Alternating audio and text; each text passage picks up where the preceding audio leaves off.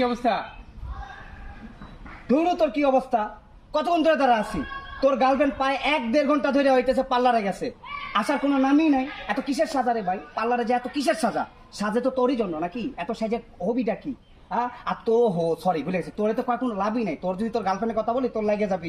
আর তুই তো তোর গার্লফ্রেন্ড করে ভয় পাস, তুই 1 নম্বরের ভারুয়া বুঝোস, কয় যাবি নাই। দাঁড়া, আজকে আসুক, আমি দেখতেছি। দাঁড়া। জান দেখো কেমন লাগতেছে আমাকে। ধুর, এতক্ষণ সময় লাগে পার্লারে? তুমি কি পাগল নাকি? আমরা কতক্ষণ ধরে আছি, আমাদের যাওয়ার কথা একটা দাওতে। কোনো ম্যানেজ জ্ঞান আছে নাকি? এটা কোনো কথা নাকি? হেস, বন্ধু, এটা কোনো কথা বল? আসলে এভাবে করা ঠিক না, গার্লফ্রেন্ডই তো। আমি হলে আমার গার্লফ্রেন্ড কোনোদিন এভাবে করতামই না। পার্লারে গেছে, তোর লেগে তো শাস্তে গেছে, তবে এইসব কল লিখবি? আমি হলে জীবনে করতাম না। দেখো ওর থেকে ভালোবাসা শিখো। আজ থেকে তোমার সাথে আমার ব্রেকআপ, তুমি থাকো।